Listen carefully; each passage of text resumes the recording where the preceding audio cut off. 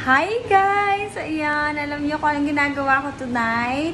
Dahil nga nag-request si Mister, sabi niya sa akin kung po pwede daw kami mag-snack.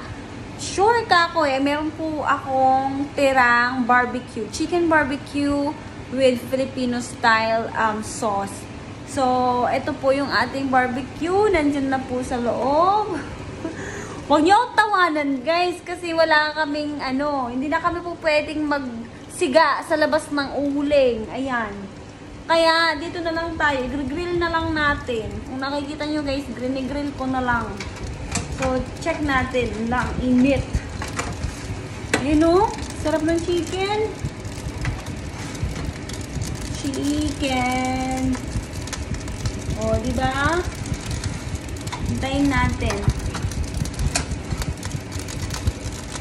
Baka masira yung ating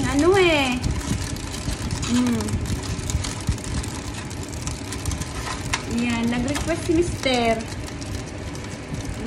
Aray ko, mainit. Ang hinit. Grabe. Oh. Ayan oh. Balik ta rin natin para naman kahit papano, di ba? Oh.